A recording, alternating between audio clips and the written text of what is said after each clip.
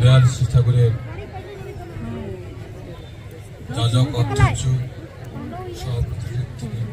বৃন্দ, শ্রদ্ধেয় দাদা ও মায়েরা, ছোট ছোট ভাই বোনেরা, যথাযোগ্য স্থানে আমার প্রণাম শ্রদ্ধা ও জয়।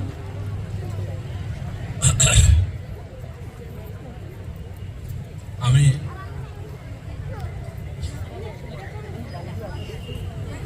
আজকের হঠাৎই প্রোগ্রামে আমি এখানে এসে পড়েছি।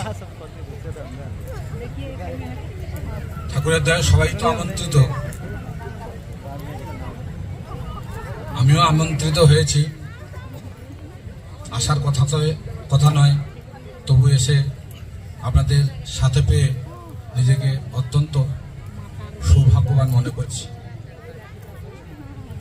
পরমদয়াল শ্রী ঠাকুর আজ থেকে 137 বছর আগে এই ধরাধামে এসেছিলেন। তার লৌকিক জীবন ছিল 81 বছর।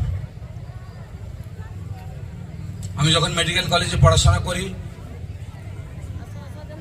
বয়স তখন আমার হয়তো 20 বছর হবে বা 21 বছর হবে। তখন থেকেই আমাদের এই শ্রদ্ধেয় সুসেনদা, তার সাথে আমি পরিচিত, পরে রাজু ভাইয়ের সাথে আমি পরিচিত। তো এই দীর্ঘ 48 বছর ঠাকুরকে নিয়ে আমার চলা, যার কথা আজকে বেশি করে মনে পড়ছে আপনারা অনেকেই জানবেন, যারা 60 আছেন বা 50 আছেন। স্বর্গত বিরল মজুমদার, তার সান্নিধ্যে আমরা থেকেছি। আমার এই ঠাকুরকে নিয়ে চলার জীবনে যদি এমন একজন ভক্তকে না পেতাম, হয়তো ঠাকুরকে আজ পর্যন্ত যতটুকু বুঝেছি তা বোঝা হতো না। তখন এই ঝাড়গ্রাম থেকে লালগড় একটা বাস চলতো। এই বাসের এক মালিক ছিল। তো তার ঋত্বিক ছিলেন সম্ভবত অমূল্য মান্না, তার ভাই ছিল প্রফুল্ল মান্না। এই অমূল্য মান্না তখন ঠাকুর চাইতেন যে প্রত্যেক ঋত্বিকরা তাদের যে অবলেট বা দীক্ষিত যারা, তারা ঠাকুর দর্শনে নিয়ে যাক। এই প্রথা ছিল। আগে লোকসংখ্যা কম ছিল, তাই ঋত্বিক দাদারা সেই তাদের যজমানদের ধরে নিয়ে ঠাকুরের কাছে নিয়ে যেতেন। তো অনেকদিন ধরেই অমূল্য মান্নাদা বলছেন, দাদা চলেন চলেন একবার ঠাকুর দর্শনে চলেন। তো এই ব্যবসায়ী, বাস ব্যবসায়ী যাওয়ার সময় পেতেন না। যারা বাসে কাজ করেন বা বাসের মালিক, প্রায় তাদের জীবন চলার ঠিক থাকে না, অভ্যাস ব্যবহার ঠিক থাকে না, চিন্তা চলন ঠিক থাকে না। অনেক বলার পর যখন সবকিছু খুইয়েছে, বাস প্রায় বেঁচে দেওয়ার মতো অবস্থা, লাভ হচ্ছে না, দেওয়ালে পিঠ ঠেকেছে, এই অবস্থায় তার মত হয়েছে যে আমি ঠাকুর দর্শনে যাব। শ্রী ঠাকুরের কাছে এই ভদ্রলোককে নিয়ে গেছেন। নিয়ে যেতে অমূল্যদা পরিচয় করে দিচ্ছেন, দাদা ইনি এখন ঠাকুরের কাজ করতে চায়। শ্রী ঠাকুর একটু আনমনা হলেন, অন্যদিকে কি যেন চিন্তা করছেন। আবার বলছেন, ঠাকুর এই দাদা এসেছেন, আপনার এখন কাজ করতে চায়। 2-3 বলার পর ঠাকুর তাকিয়ার ওপরে একটু চাপ দিয়ে ঝুঁকে বললেন, শোন, আমার কাজ বলতে পৃথিবীতে কিছু নাই। তুই যা করবি সকাল থেকে সন্ধ্যা পর্যন্ত, এটা তোরই কাজ। মূল কথা হলো এইটা, আমরা যারা এখানে ঠাকুরকে কেন্দ্র করে উপস্থিত হয়েছি, বর্তমান আচার্যদেব যেসব কাজ দিচ্ছেন, আমাদেরকে দায়িত্ব দিচ্ছেন, সবই আমার কাজ, আমার ভালো হওয়ার কাজ, আমার উৎসমুখী হওয়ার কাজ, আমার সুখ শান্তি আনন্দ পাওয়ার কাজ। আমরা কোথায় কোথায় বলি, দাদা কি করেন?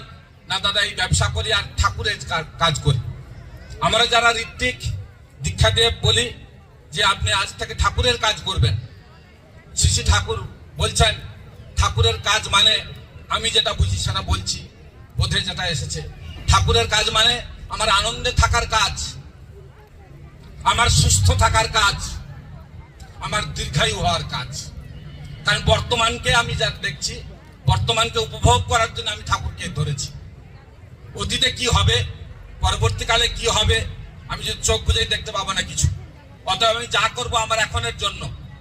তাই শ্রী শ্রী ঠাকুর তার আলোচনা প্রসঙ্গে বলছেন, যেদিন থেকে তুমি দীক্ষা নিয়েছ, যেদিন থেকে তুমি সৎসঙ্গী হয়েছ, সেদিন তুমি মানুষের ভালো করার জন্য শপথ বাক্য পাঠ করেছো। প্রত্যেক মানুষের ভালো করার জন্য আমি শপথ বাক্য পাঠ করেছি। আমরা যদি এই যে ঠাকুরের 137 বছর জীবন পর্যালোচনা করি, ঠাকুর এসেছিলেন তাকে দেখে বোঝার কোনো উপায় ছিল না। কারণ প্রত্যেক অবতার পুরুষ তার একটা নমুনা হচ্ছে, তিনি অত্যন্ত শিশুর মতো। শিশুর মতো কেমন শুনবেন? শিশু ঠাকুর বলতেন হচ্ছে, ননিদাকে জানিস, ননিদা আমার মোতা চাপিছে, অর্থাৎ পেচ্ছাপ করতে যাব। আমরা সাধারণত পেচ্ছাপ করার কথা বলি না। একটা বাচ্চা শিশু যেমন তার মাকে বলে আমি প্রস্রাব করতে যাব, ঠাকুর এরকম ভাষা বলতেন।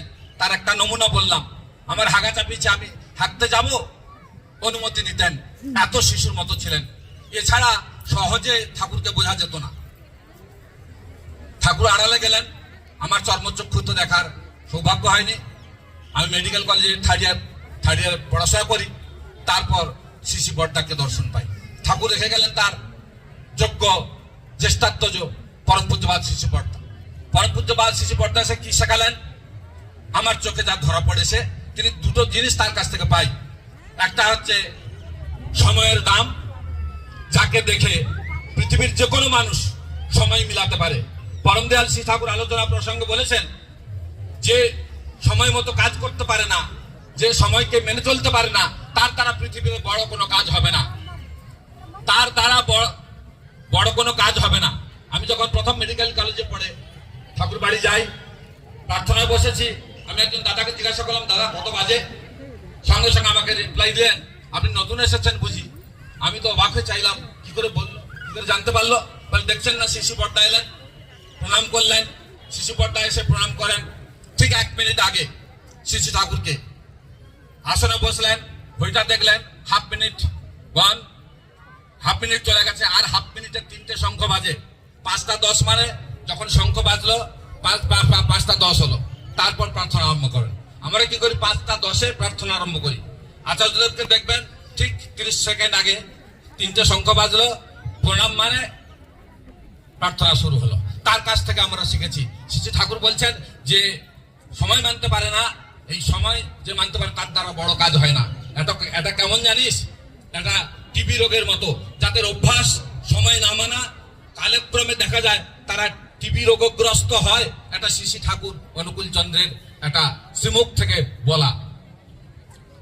দ্বিতীয়ত শ্রী বড়দা চাইতেন আমরা প্রত্যেকে ইষ্টমুখী হই, ঠাকুরমুখী হই। তাকে ভালোবাসলে মানুষের সব গুণগুলো আসতে থাকে।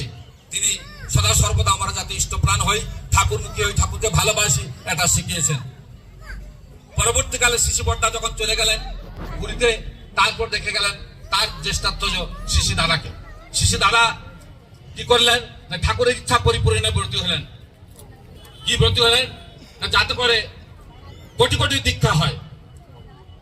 শ্রী ঠাকুর যে দীক্ষা চেয়েছিলেন, শেষকালে তিনি 1.5 কোটি দীক্ষার কথা বলেছিলেন। 7 কোটি, 3 কোটি, 1.5 কোটি করে দীক্ষার ইচ্ছা ছিল। পরম পূজ্যপাদ শ্রী বড়দা তার কর্মের মধ্য দিয়ে আমাদের ভেতরে তার জাগরণ ঘটিয়েছে। তিনি কি বললেন না, 100 টাকা করে কোন ঋত্বিক যেন 100 টাকা কমের দীক্ষা না দেয় প্রত্যেক টার্মে। তার সময় দেখেছি আমরা লক্ষ লক্ষ দীক্ষার প্লাবন। পরবর্তীকালে সময়ের পরিবর্তনে বর্তমান আচার্যদেব এলেন। বর্তমান আচার্যদেব কি চাচ্ছেন না, ঠাকুরের আমার বোধে যা ধরা পড়েছে তা বলছি।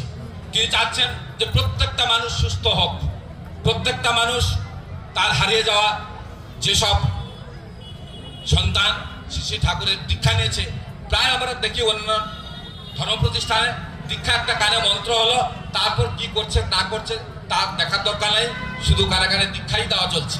তিনি এসে দেখলেন আমরা ক্রমাগত ভাবে শিথিল হয়ে যাচ্ছে, দীক্ষা দিচ্ছি কিন্তু প্রত্যেকটা মানুষকে অ্যাক্টিভ করছে। আজকে ওয়ার্ল্ড হেলথ অর্গানাইজেশন বলছেন যে সুস্থ থাকা দরকার। সুস্থ থাকতে গেলে কি দরকার না সামাজিকভাবে, মানসিকভাবে, সামাজিকভাবে, আধ্যাত্মিকভাবে সুস্থ থাকলে তবে তাকে আমরা সুস্থ বলি। মেডিকেল সায়েন্স তাই বলছে। আচার্যদেব, বর্তমান আচার্য দেখলেন যে মানুষকে যদি সুস্থ রাখতে হয়